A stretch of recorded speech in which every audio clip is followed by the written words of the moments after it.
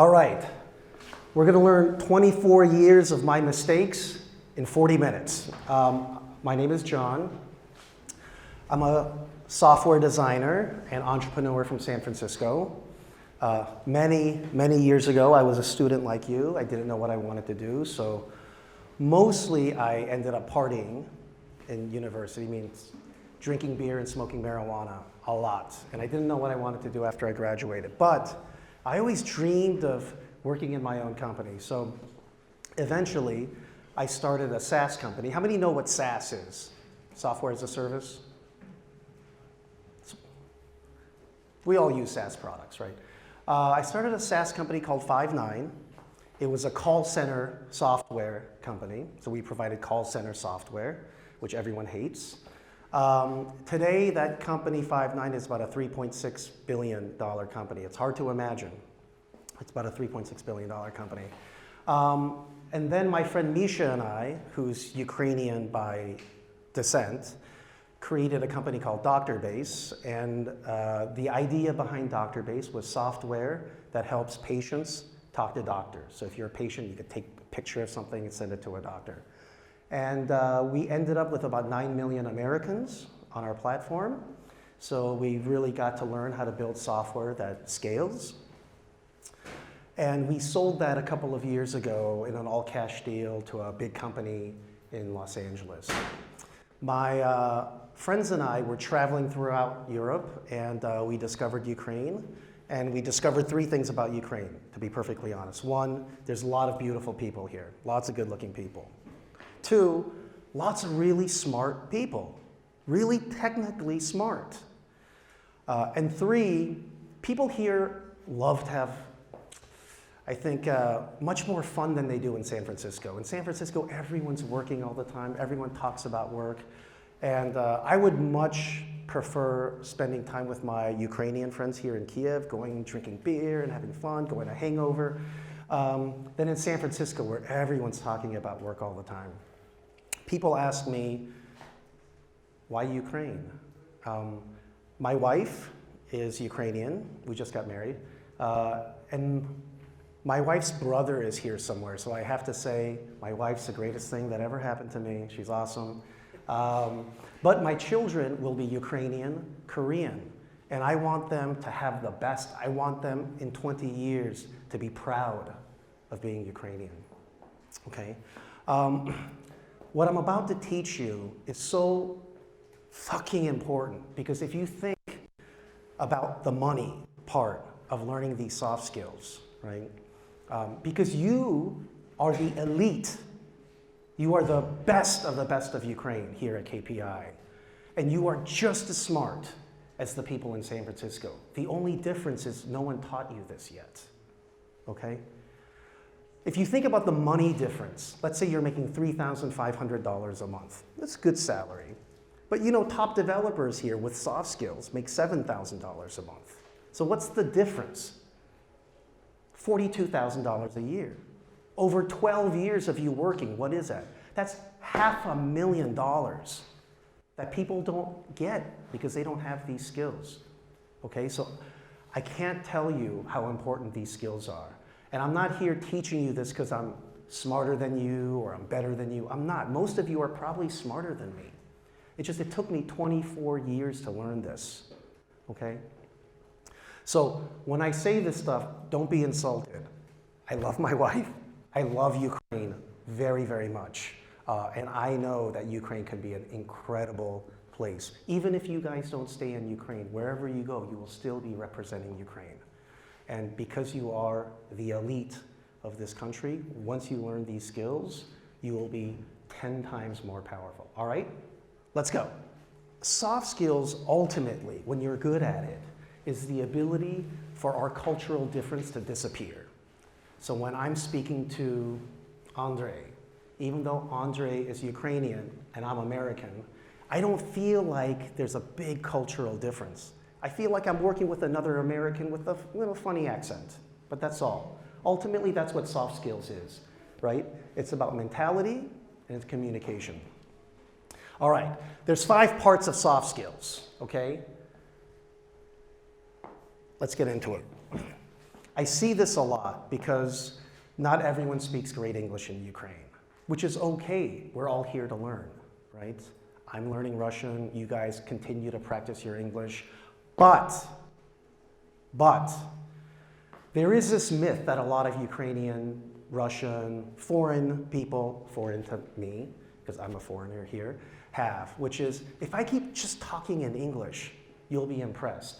But here's the secret I'm going to tell you about Americans. We're taught to be really polite, like disgustingly polite, right? And fake happy. You guys think we're fake happy and fake positive and fake smiling. But we're also taught to just nod and be polite. So you could be speaking in English, and we won't understand, but we'll just say, yeah, okay, Yuri, sure. And in our minds, what's going on is a psychological process where we say, I'm here, this is my peer, and you are cheap offshore labor. Yeah, Yuri, right?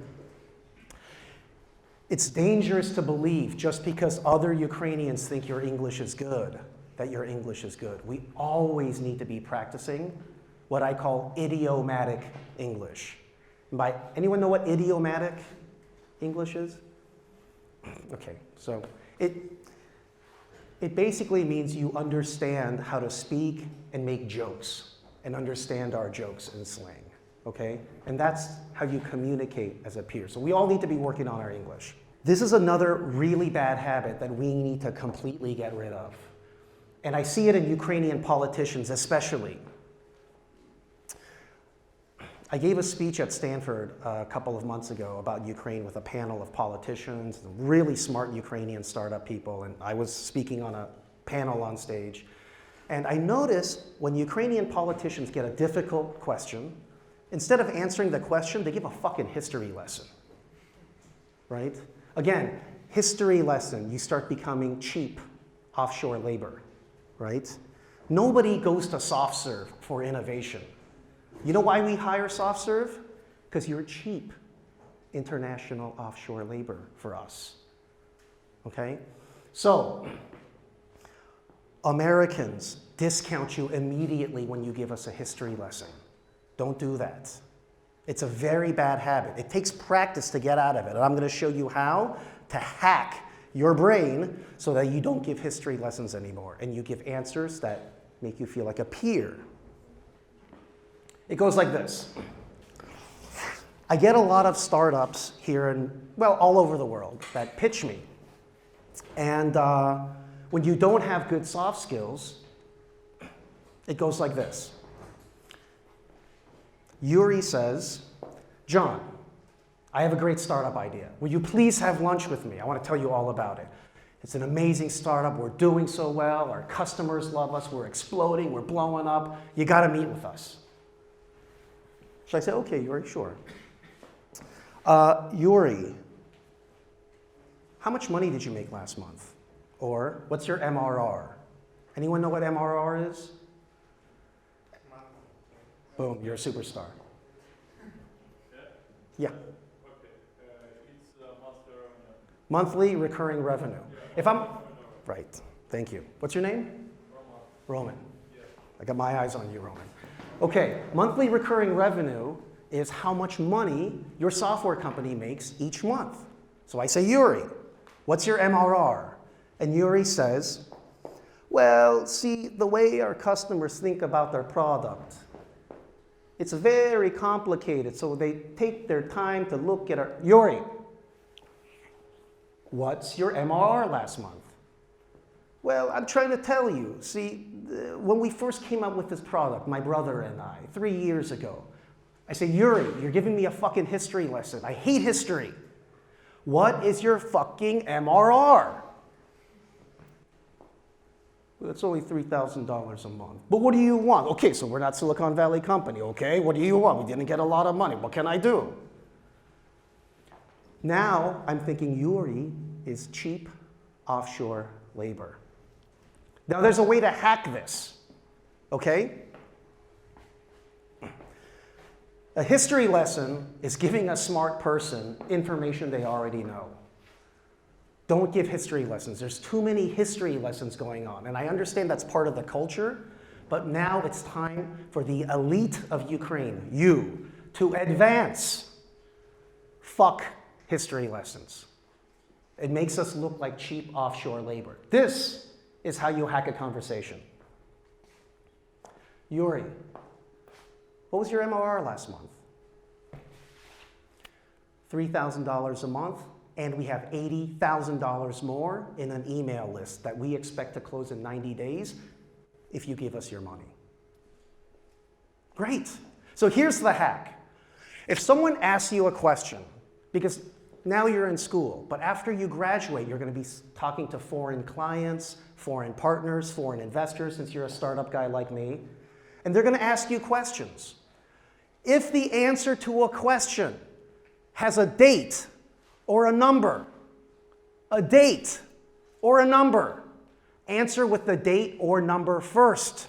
And if you really feel, no, I got to just tell John my history lesson, that's okay. After you give them a number or a date. I know it sounds simple, but I have too many history lessons here in Ukraine, and people can't answer a straight question with a number or a date.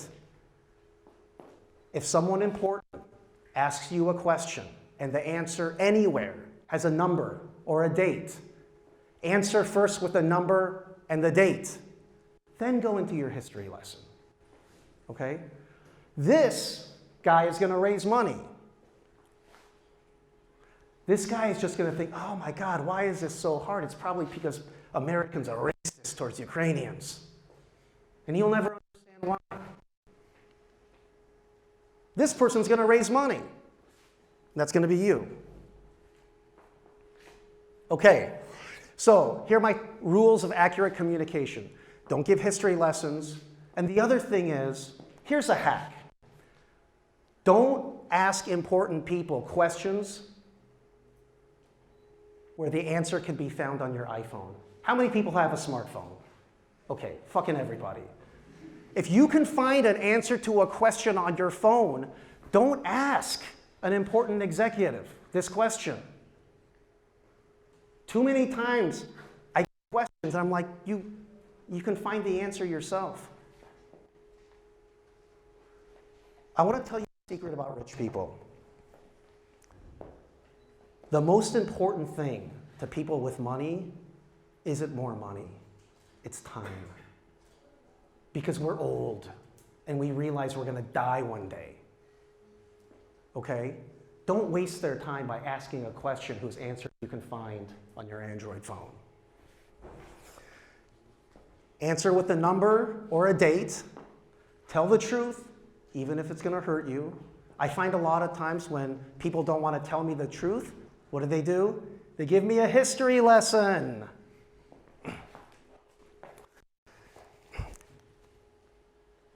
I understand in the Maslow's pyramid of needs, okay? In an emerging economy, people think, wow, the people in San Francisco, they say they want to change the world, they want to do this, they want to have an impact investment on society and the environment. Well, fuck you. I grew up in Ukraine. I'm trying to have a better life first. I have a lower level of needs in the hierarchy, right? So I understand that. But at least play the game and have high ambitions. When a foreigner asks you, what do you want to do, right? I've noticed we get this question a lot. And when you graduate, foreigners, important people, they're going to ask you this question. Even when you have a job interview. You interview at Google, or they're going to say, what's your 5-year plan? And here's the thing. San Francisco is not better than Kiev, and Kiev is not better than San Francisco. But the answers, on average, tend to be different. It tends to be about being in San Francisco and having in Kiev. This is how it works. Rick, what's your 5-year plan? I want to be a venture capitalist in a multinational venture capital firm and invest in great startups. I want to be that guy. Yuri, What's your 5-year plan? I want a Ferrari, I want to have a Ferrari, and I want to have a villa in Spain.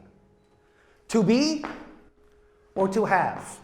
I understand there's a great fascination with money and stuff to have it. There's nothing wrong with that. Just don't tell them that, right? Also, have a 5-year plan where you be something and talk about being something to foreigners. It's okay to say, I don't know. There is a great fear here of people to say, I don't know. I don't hear this word a lot. I don't know, John. It's okay to say, I don't know. You know what people say to me instead of saying, I don't know? They give me a fucking history lesson. Bore the fuck out of me, okay? Because time is my most valuable asset. Why are you boring me with a history lesson? It's okay to say, I don't know, but I'm going to give you a hack for how to say, I don't know, and still have people respect you. All you have to say is, Andre, I don't know, but give me 24 hours to do some research, and I'll get back to you with the answer. That's it. You don't need to give them a history lesson. Just say, I don't know, but let me do some research, and I'll get back to you in 24 hours. Simple. If you say it like that, it's okay that you don't know. The other thing is, I've probably had well over 100 people say, Mr. John, will you please meet with me at a cafe? I need your advice. I need your help. And even foreigners do this when they're asking for my help. Even foreigners do this. Bring a notebook and take notes. Even if you have a photographic memory, it's considered polite. It's considered professional. At Stanford, there's a politician named Max. What's his last name? The beard? Yeah, I really like this guy. He was very smart. And he said something that I thought, wow, he's just so smart and right about this. He said, I am sick and tired of foreigners saying Ukraine's biggest problem is corruption. Our biggest problem isn't corruption. Our biggest problem is lack of professionalism.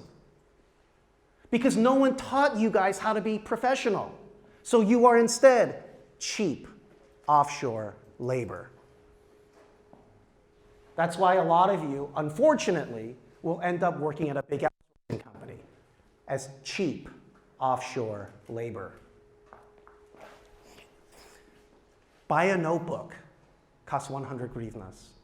Take notes. The other thing I get too, and I call this the fine forget it part of, I think, Eastern European culture. How many know what Dropbox is? Dropbox. Hugely successful storage company. A lot of you use it, right? Awesome company, awesome product. I was in San Francisco, and I heard Drew Houston say, he's the CEO and founder of Dropbox, co-founder. He said, I got rejected 49 times from VCs. 49 times. The 50th person said yes, right? I see way too much giving up after someone says no the first, second, or third time. And the attitude is, do you want to invest in my startup? No, it's not for me. Fine, forget it. The fine, forget it mentality is terrible when successful people know the secret is enduring 49 no's because the 50th person says yes. My first startup, you know what people told me when they told me no? They said, no, John, Cisco is going to destroy you. No, John, your competitors have way more money than you. No, John, you don't have any experience as a startup founder. No, John, you're not a great coder. There's 3.6 billion reasons why they were all wrong. And they were all really smart people from Harvard and Stanford. Who cares? They were all fucking wrong. 49 no's to get to the 50th yes. That's the secret, is enduring the 49 no's, right? This fine, forget it attitude. Fuck that. And I see this even in my friends, Ukraine, San Francisco, all over, right? We're at hangover. My friend's looking at this girl, and I say, why don't you go over and talk to her? Why not? She has a boyfriend. How do you know she has a boyfriend? She just looks like she has a boyfriend, right? You have to get to 49 no's to get to the 50th yes, right? And that's easy to do. That just takes courage. You don't have to have 150 IQ and go to KPI. Endure 49 no's to get to the 50th yes. The other thing is, if you probably don't do a lot of Zoom or video conference meetings now, but when you graduate or you get internships, you will. Don't have like dirty laundry and things in the background. I see this way too much. You know, people have a headset, they're at a loud cafe, or they're at home and there's, you know, their underwear drying behind them, right? Just really try to have a professional background, okay? And again, we always want to be practicing our English. The only language more important than JavaScript or Python is English, okay? Or as the Asians say, English, right? All right, I'm kidding, I'm Asian, I can make that joke. All right. Second is proactive attitude. Essentially, a proactive attitude means that you are predicting what someone is going to say or the question they're going to ask you, and you ask or say it before them, okay?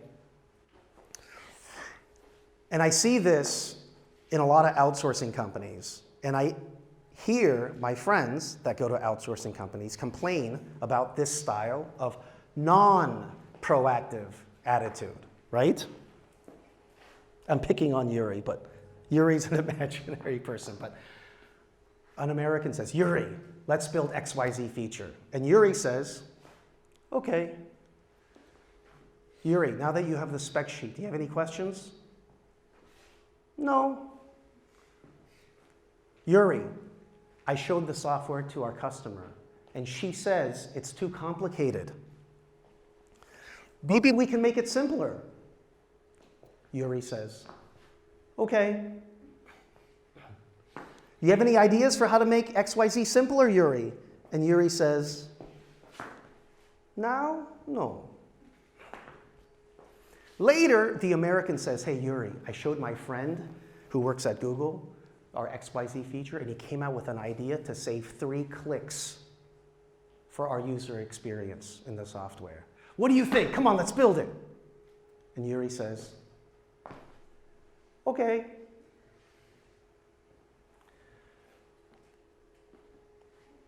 In my first startup, because we sold software to call centers, we had a lot of Indian companies, Indian call centers using our software.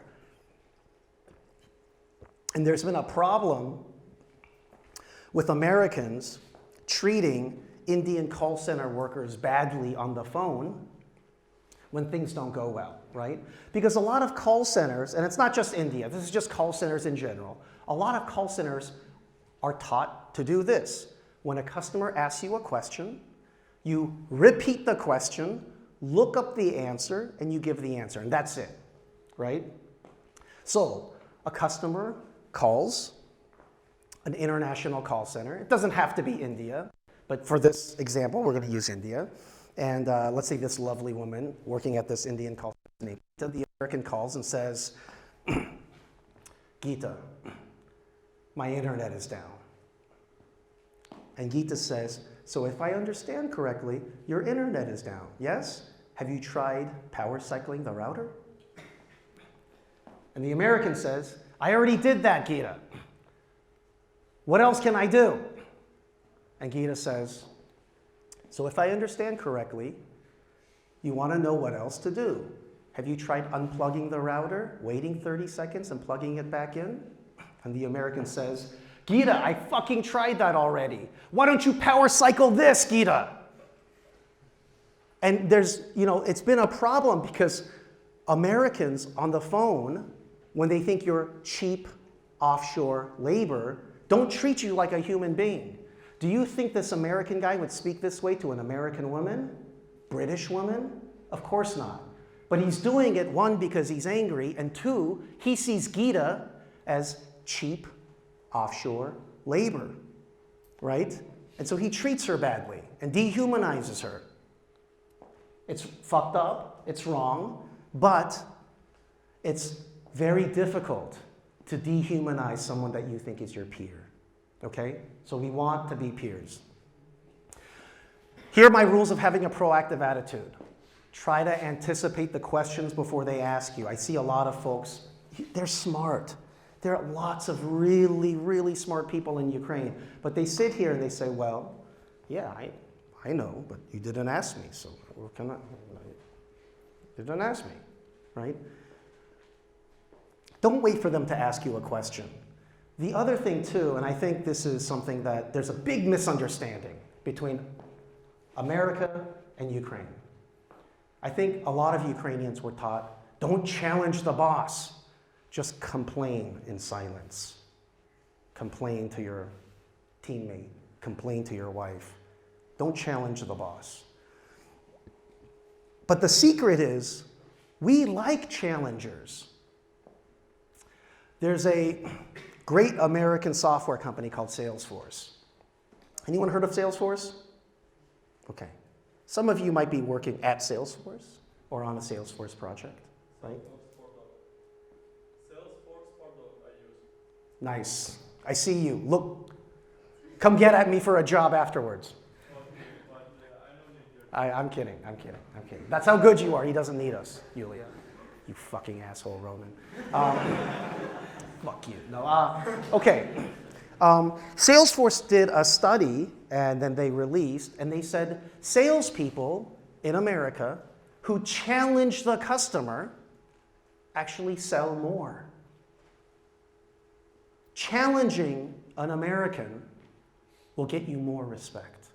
I know it's a little bit different than here, but be a challenger. If you have a better idea, the customer, your client, your boss, your investor is doing something stupid, don't complain in silence, right? This isn't the Soviet Union anymore. Challenge their ass. Say, this is a stupid idea. I have a better way. They will respect you more. They're not going to fire you. Always do your own math. I know we, as software developers, as UI, UX designers, as project managers, as product owners, as co-founders in a startup, we'll get a spec sheet. But do your own UI, UX math. If you can save one click or one tap on a mobile phone because it's a drop-down menu or you've thought of a search bar, challenge the client and say, look, we're doing this X function 12 in 5 clicks. I found a way to do it in 3. Challenge them. They will respect you more, and you will be seen as their peer. Always ask for feedback. And we don't get this a lot, but one thing I've noticed between very successful software developers, software marketers, managers, business people, the successful people say this a lot. They say, how am I doing? How am I doing? Unsuccessful people, they stay silent and they just complain to their wives or husbands or friends. Silence is for servants. And one thing I really want the next generation, especially you, the elite of Ukraine, to do is I want you to own your future. Too long in this country, we've had bad politicians, crooked oligarchs, selfish business owners of outsourcing companies. They own your future. You are the next generation that can change that. You're too smart for that. You're too young for that. Times are different now. I say fuck letting someone else own your future. Own your own future. One of the things about owning your own future is don't protect Ukraine over the client or the project. And I see this too much. Americans, British people that use outsourcing services here, they complain about this a lot. No one reports underperformers.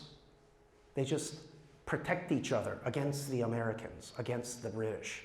But eventually, the British lady or gentleman finds out, and he thinks all of Ukraine is bad. He thinks the entire team is bad. Report underperformers. It's better for you, it's better for the project, it's better for Ukraine. The other thing is, instead of saying, fine, forget it, I'm going to teach you a hack.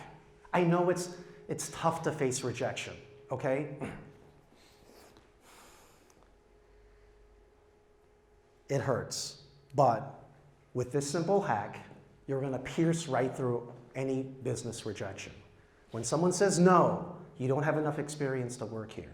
No, your startup doesn't have enough traction or money for us to invest right now. Instead of saying, fine, forget it. Say, thank you for your time. I've been taking notes. What is it that you need to see from me so that next time you say yes? It's a simple hack. And they will remember you. And next time you ask for another meeting, you'll say, you know what? I took notes because John told me always be taking notes in important meetings. And I would like another meeting with you to tell you about my progress. Okay? Always follow up. Always follow up. Even if someone told you no, send them an email afterwards and say, thank you for your time. I've been taking notes. What would you need to see from me next time so that you say yes? And then another hack I like, which I call the social media double tap. Find them on LinkedIn and connect with them.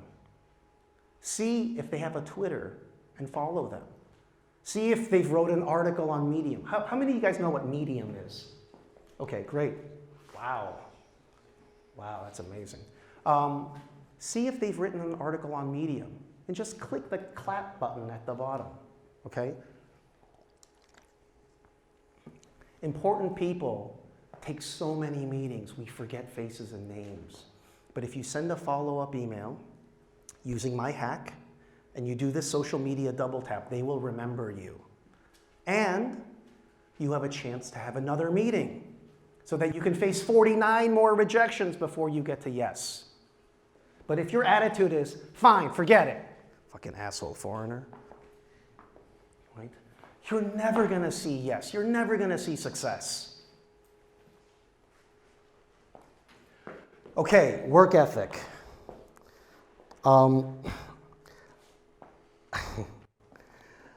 I understand in some parts of the world working 40 hours a week, that's 8 hours Monday through Friday, is considered good work. But in Silicon Valley, this is not considered hard work. Nothing good ever comes from 40 hours a week, okay? And I know people work hard, right? But they're doing so many other things with family, friends. It's a global market, and it's a global competition for talent. Other parts of the world work really fucking hard, guys. Nothing good ever comes from 40 hours a week working at a Lada factory, right? By the way, what's the name of that Russian smartphone? Yeah. How many of you have one of these phones? Nothing good comes from 40 hours a week. Do you know how many hours a week they work at Tesla? A lot more than 40 hours a week. Who wants to drive a Lada? Who wants to drive a Tesla? Nothing. I had a Tesla. It's fucking amazing. Nothing good comes from 40 hours a week, okay? A behavior I see a lot is, why should I work on Saturdays? I'm not getting paid more. Why should I answer Slack messages on Sunday? I shouldn't get paid more. I'm not going to answer because I'm standing up for my rights as a human being, a worker. The Americans just think you're a selfish asshole. You don't answer Slack messages for your client on weekends when they need you, they'll just think you're a selfish asshole. They won't think you're standing up for workers' rights. They'll just think you're cheap offshore labor. The other thing, and I know this is probably a little too advanced for you, except for you startup people. In San Francisco, we have some good CEOs, and we have a lot of selfish, psycho CEOs, like I used to be in my first company. You can be moderately, little bit successful, making money from other people. I did this project for this company, and I made money. I did this project, and I worked for 5 years for this other company, and I made money from them. But really successful people make money for other people. It's kind of hard to understand that now, I think, because you guys are so young. God, I wish I was your age. You guys are making me jealous. You guys look so smart and young. When you're older, the very successful people understand they're successful because they made the people around them successful. And the great CEOs understand this. The little bit successful CEOs have made money for themselves.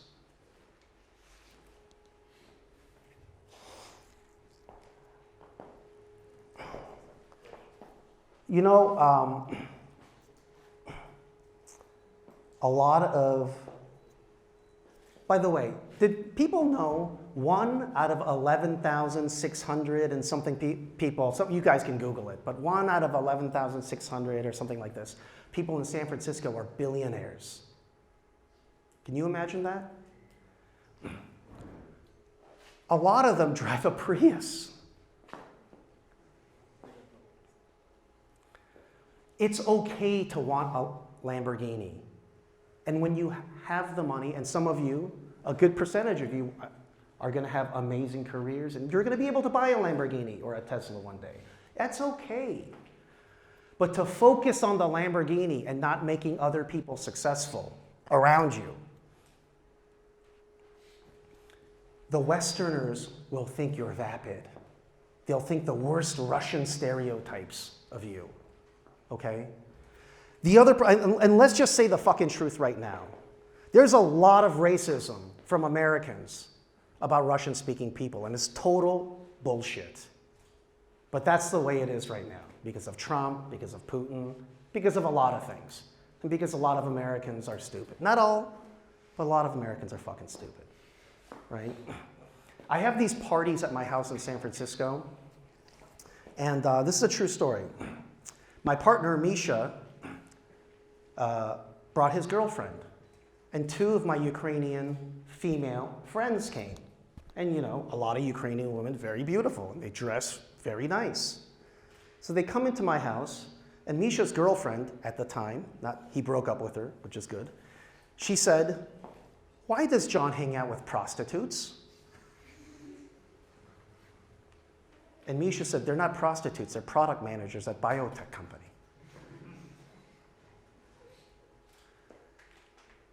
Because you guys are native Russian, Ukrainian speakers, you're gonna face some racism.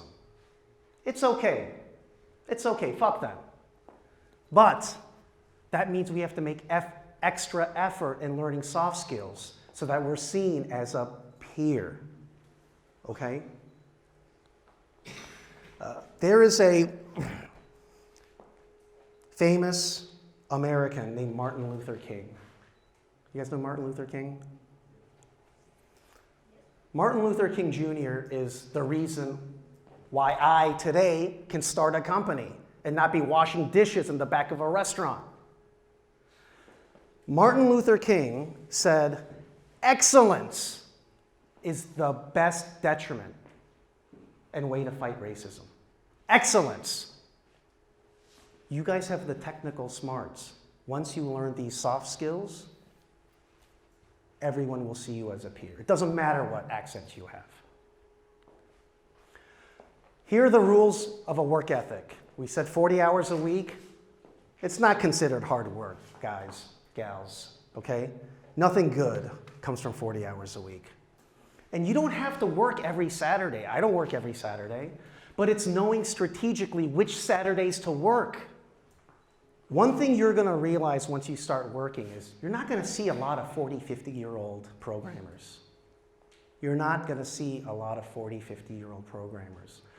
A lot of young tech talent like you don't realize tech, IT, is a young person's game. It's almost like sport.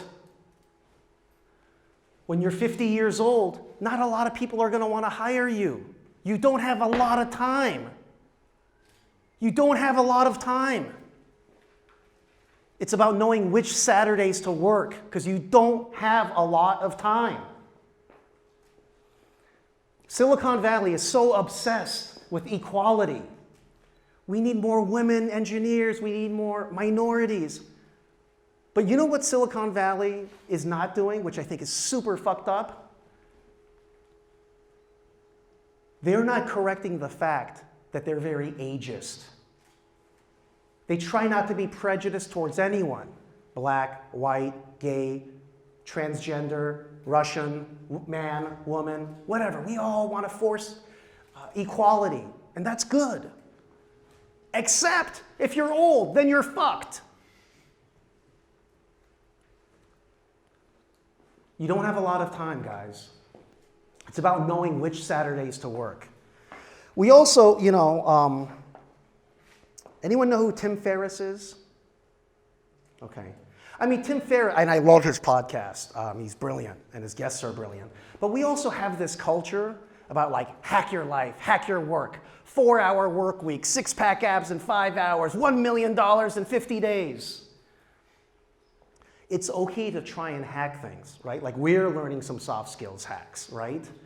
But if all you want to do is hack your way to watching Netflix on Saturdays, and hacking is not combined with hard work, you're not going to be successful. Hacks alone aren't enough. And finally, in my first startup, all I wanted to do was have enough money to sit on a beach, smoke marijuana, drink scotch, and just do nothing. And I thought, my God, this is the dream. Because being a CEO, it's hard.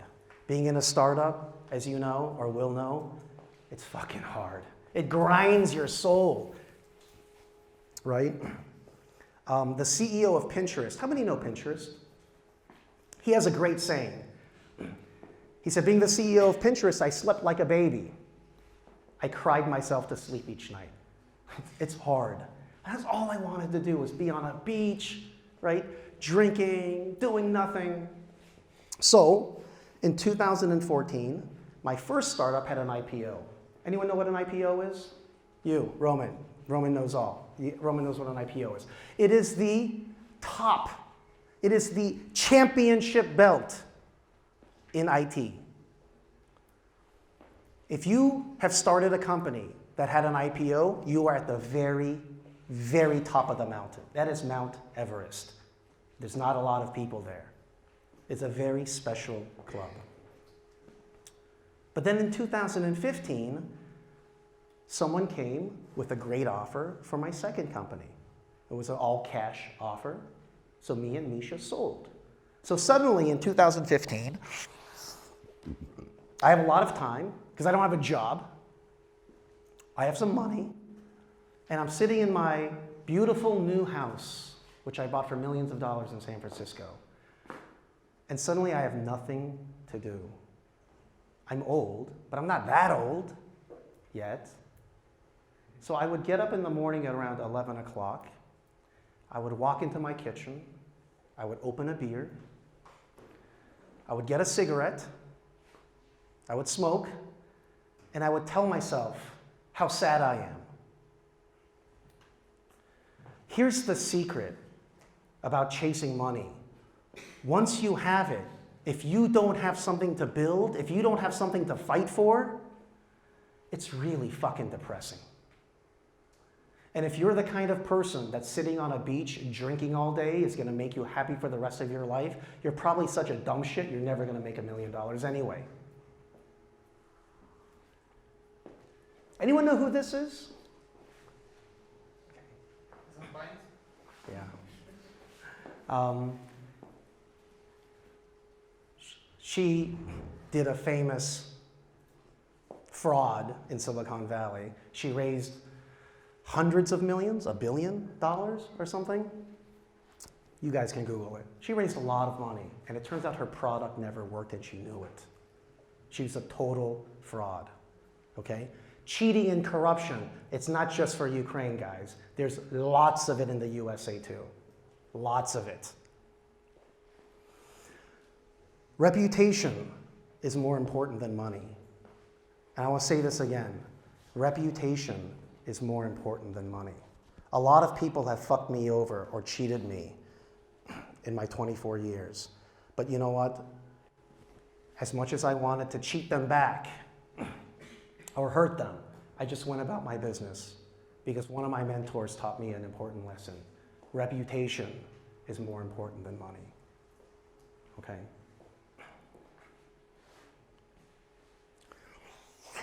The other thing is, I want us to understand the rules of the game we want to play. Some of you want to go work at a big outsourcer. Some of you want to work at an American product company. Some of you want to do a startup. They're all different rules. And they're all just games. But you got to understand the rules of the game you want to play. And I get this a lot. I get this a lot. John, I see you're friends with the partner at Y Combinator. Will you please tell them to accept my startup? And I say, Yuri, it doesn't work like that in California. We are a merit, achievement-based system, not a corruption-based system. But Yuri is thinking, no, no, no, no, no, no. It works just like it does here in Ukraine. Everything's about corruption and who you know. So please, tell your friend at Y Combinator to accept me. And I say, it doesn't work like that. But Yuri can't fathom that. So he says, okay, you say we have corruption-based system, but you have corruption-based system too. You have Trump. You're saying Trump's not corrupt? I say, I don't know Trump. But I can't recommend a startup that I don't know anything about. And I can't recommend a founder, even though you're from KPI, if I know that you don't even want to take time to learn the rules of the game. So what does old school Soviet Yuri say? Fine, forget it. Fucking asshole foreigner. But what if we said this? It doesn't cost us any more grivnas to say this versus this.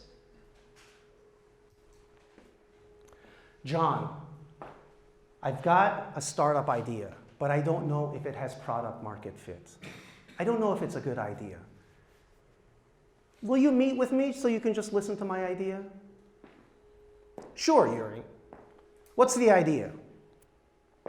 Well, I remember that you gave a speech about how to pitch. So when I was taking notes, I took notes, I studied my notes, and I formatted my pitch around what I learned from you and wrote down in my notes. Wow, Yuri, that sounds amazing. All right, lay it on me. What's the idea? John, I spent 8 years working in Privat Bank, and I saw how inefficient our back office systems were because we have 5 different software applications. They don't speak to each other. So lots of people have to do work on paper. I did some calculation, and I calculated if we could build a middleware software layer with some APIs, we could help Privat Bank and lots of other banks like Privat save millions of dollars a year. And I estimate if we could help all of the banks like Privat Bank, this is a $12 billion market. Wow! I want to invest in that. This person's going to raise money. This person's going to think I'm racist towards Ukrainians.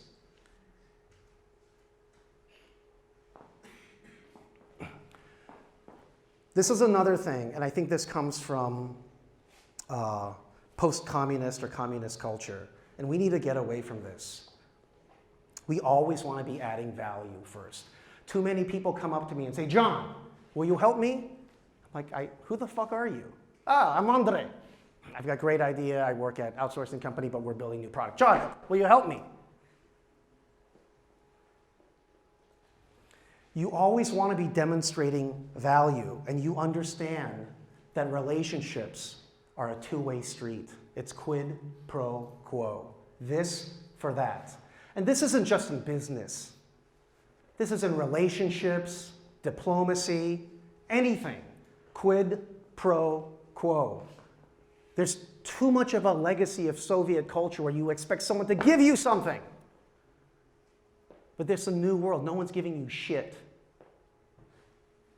Provide something of value and expect something of value. Too many times I help someone, and then when I ask for their help, they're like, oh, I would love to help you for $5,000. Quid pro quo. Understand this. When you ask someone for help, the best way to get help is to offer something else of value. Okay? And that could be something as simple as, hey, could I get a job interview? I love your startup. By the way, I love your startup so much, I started using the free version of your software and I found a bug. I found a better way to get to function 12. I saved you 3 clicks. Demonstrate value before you ask for something. Rules of professional conduct. I said this before, but I'll say it again because it's important. Tell the truth, even though it's going to hurt you. If you lie, people are going to find out eventually, right?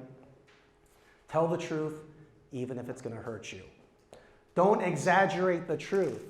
People are smarter than you think, and know that reputation is more important than money. There is another thing going on here, and I see it more the farther east you go, right? I see this in older school Russian culture. The young people from Russia, much different. But the older generation, you still see a little bit of this. Take your sunglasses. I see a lot of what I call Bbm Syndrome. Bbm stands for Big Boss Man. And I see this a lot, and it looks like this. Someone has a meeting with me. They walk into the room like this.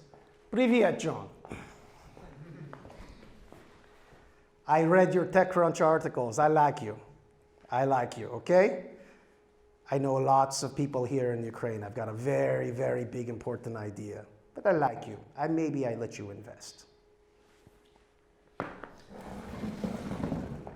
I used to work at a bank after I graduated from university. And I had a very simple job at this bank. I would sit behind this counter, and people would walk up to me and deposit their checks. And I noticed something. The people that had $100,000 in their bank account, they would come and complain. I have $100,000 with your bank, and you made me wait in line for 5 minutes. That's unacceptable. But the people with 10 million were really nice. They would come and say, wow, you guys must be really busy today. You guys okay? Oh, great, okay. Here's my check. And I'd look at their bank account. I'd think, wow, you got $10 million. If you act like a big boss man, the people with real money and real power will think you're a jackass. And I see this too much, even in young people. This big boss man syndrome. Someone owns a 50-person outsourcing company, has a meeting with me, acting like they're king of Ukraine. Fuck Bbm Syndrome. There's always someone smarter, better looking, more charismatic, more funny, better connected, more knowledgeable, richer than you. Fuck Bbm Syndrome. The people with real money and real power don't act like that. And they'll know that you're just a fool.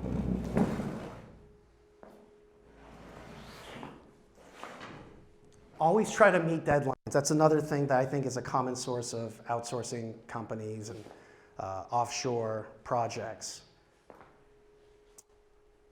Nothing great comes from 40 hours a week. So lots of deadlines are missed. Try not to miss the deadlines by knowing which Saturdays to work. Comment your fucking code like an adult. Comment your fucking code like an adult.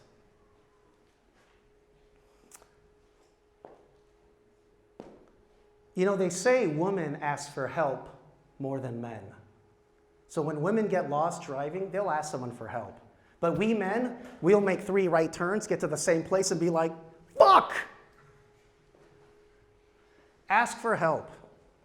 It's easy, and it saves you a lot of time. It's a little bit of your pride, but ask for help. I still have a problem asking for help, but I need to take my own advice. The other thing, too, is, and I see this a lot because my wife is very beautiful. So when she came to San Francisco, a lot of lonely boys would come and try to impress her.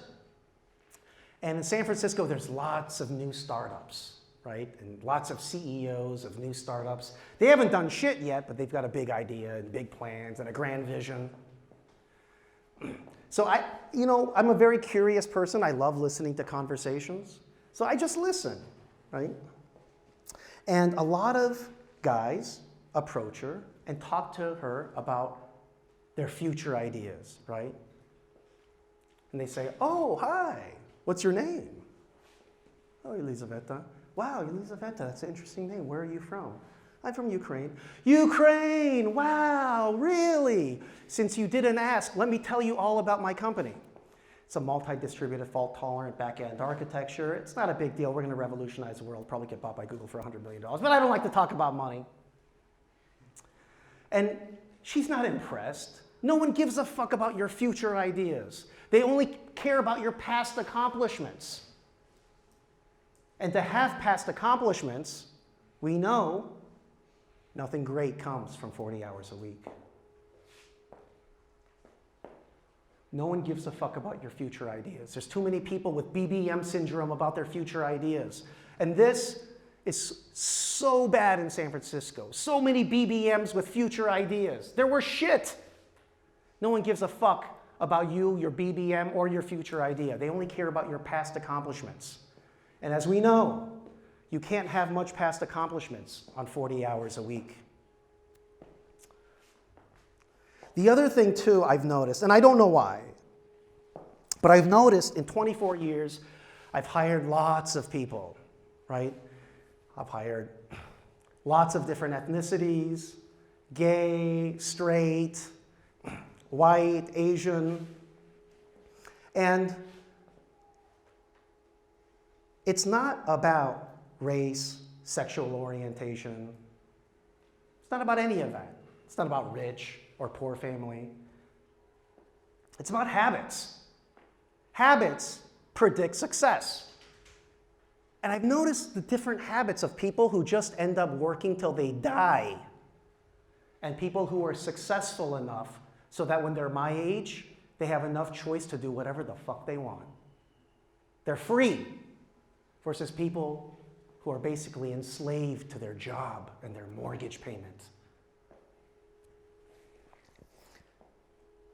Successful people say this word a lot, this phrase. They say, it's my fault. I know I was working with Yuri. Yuri's the one that fucked up, but we spent a lot of time together. I should have caught Yuri's mistake. It's my fault. Successful people say this a lot. It's my fault. Unsuccessful people say this a lot. That's not fair. It's not my fault. Successful people, I don't know why, they say, it's my fault. I'll take accountability. I don't know why. It's just the habits of successful people. And finally, the biggest risk is not taking risk. The biggest risk is not taking risk. I understand when I said how many people are going to do a startup, 3, 4 people raised their hand. More people walked in, so let's take another poll. How many people dream about doing their own startup, starting their own company? Fucking nice. Startups are the future. It's not really the future because it's here now. In the next generation, or maybe even your generation, jobs will not be with big outsourcing companies. They will be with successful startups like Preply and PetCube, great Ukrainian companies, like People AI, which is about to become a unicorn. you're going to be working at great Ukrainian startups, not outsourcing companies. Because the greatest risk is not taking a motherfucking risk. Anyone know what the Stanford marshmallow test is? Only one. What's your name again? Roman. Look at the big brains on Roman. He knows all. The Stanford marshmallow test is really fascinating. You know, many years ago, they took children and they put them in a room by themselves with a camera. And they gave them one marshmallow, which is an American candy. It's delicious. And they told these children, you can eat the marshmallow now. We're not going to tell your parents. It's yours. But if you wait till tomorrow, you'll get 3 marshmallows. 3 marshmallows. But you have to wait till tomorrow. So they measured. Some kids were like, fuck tomorrow. And other kids waited till tomorrow and got 3 marshmallows. Now they tracked how successful these kids were as they grew up. And it turns out that the kids that waited till tomorrow for 3 marshmallows were a lot more successful than the kids that went. And not just successful in work, but they had more successful marriages. The thing that hurts me the most, because in Ukraine, I think I've seen the largest collection of smart young people.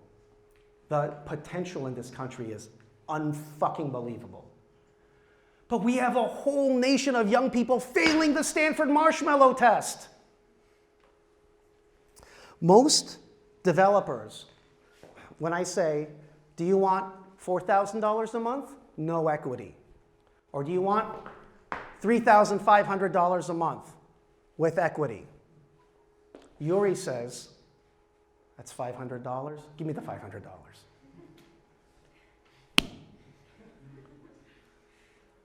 Our first engineer we hired, he said, no, give me the money. I don't need the equity. I said, okay, I'm just curious. Why don't you want the equity? And he said, well, in Ukraine, you can't eat stock options. And I said, Oleg, we don't eat stock options in California. We buy houses with them. Waiting until the 3 marshmallows tomorrow. Working for equity. Taking risk and doing your own startup is the way to be free. Again, for too long, other people have owned young Ukrainians' futures.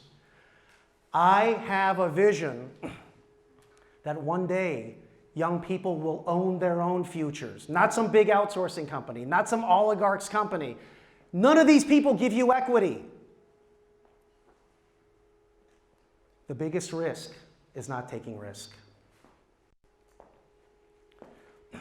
This is an actual email from the employee number 1 of Airbnb. He quit because startups are hard. And he told the founders, I love you guys, but you really need to get your shit together. I'm out. When I started my first company, my co-founder, Elliot, was my roommate at university. And we both were going to quit our jobs and do this startup. Why did we choose call center software? Because he worked at the call center division of Cisco. And that was all we knew. You work at call center division of Cisco, then we'll do a call center startup. I quit my job. And then later he called me and said, bro, I'm so sorry. I can't quit. I decided not to quit. Too much risk. It's too much risk. Do you think poor Elliot doesn't think every day of his life as he's driving a Hyundai or whatever he's driving, I could have been driving a Tesla. I could have been doing anything I wanted. I could have had so many choices. I could have been the co-founder of a multi-billion-dollar company. And instead I'm doing this shit. Because now Elliot realizes the greatest risk is not taking risk. Here's my top 10 rules of risk-taking. You are the average of the 5 people that you spend the most time with outside your family. You are the average of the 5 people you spend the most time with outside your family. So who are these 5 people going to be? They're going to be people you like to go smoke marijuana with, they're fun to party with. Or they're people that they're smarter than you, so they make you feel stupid sometimes, but they're always challenging you, you're always learning new shit from being around them. Who are you going to be the average of? And obviously we all need to be friends with Roman over there. Add him to our 5, right? I think too many of us spend our time with people that make us feel good about ourselves and not people who challenge us. You are the average of the 5 people you spend the most time with outside your family. Choose very wisely. The other thing is, every successful product, every successful career is the result of a consistent series of experiments, right? Our first company, it was like, no, that doesn't work, no, that, no, maybe that, no, oh, IPO. Second company, same thing. Third company, our company JetBridge here in Kyiv, same thing. Don't do this. Fine, forget it. It's okay to fail. Failure is just data. Failure is just data. Failure is just data for a new experiment. That's all. People read my TechCrunch article about my first company and they're like, oh my God, that was amazing. It wasn't amazing. It was a fucking grind, and we just kept failing and failing and failing and failing until we finally figured it out, and you will too. If I can do it, I swear to God you can do it.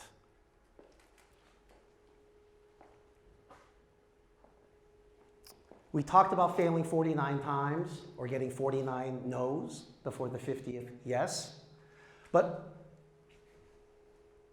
what I've seen successful people do, we talked about successful people have habits. They're always experimenting, whether it's reading a new book they didn't think they would read, right? Getting a new side project on Upwork to learn new skills. Successful people are always experimenting with something. Unsuccessful people are watching Netflix. Always be experimenting with something. Always be experimenting with something. I run a company here now called JetBridge, and my job for my Ukrainian teammates is to teach them both hard skills so that they're the best coder possible, and soft skills like this, so that one day they can do their own startup or work at Google or Facebook, whatever they want. That's my job at JetBridge, okay? For those people that like this startup idea, they like the idea of working with VC-funded startups from Silicon Valley, go see Yulia in the back. I want to say one last thing. At JetBridge, we're opening an office in Poland, and I love Poland. We've got amazing friends there. It's a wonderful country. Very nice to live in. But I was just there last week because we're opening a new office there. And my Polish friends made a joke. They said, oh, John, I see on Facebook you love Ukraine. You know, Ukraine's just like Poland 25 years ago. And that really made me angry because I love this country. This is my spiritual homeland, Ukraine. I know it sounds strange for a Korean person to say that, but I love this country. It made me really angry. And I don't think there's anything wrong 25 years from now if Ukraine is the next Poland. It's a great place. But What if Ukraine is South Korea 25 years ago? You guys have all the fucking talent in the world in this room to do it. We just need to learn these soft skills. And again, the most important thing I can teach you is that the greatest risk is not taking risk. Thank you guys so much. You've been amazing. I'm so honored to be here. This is great. Thank you.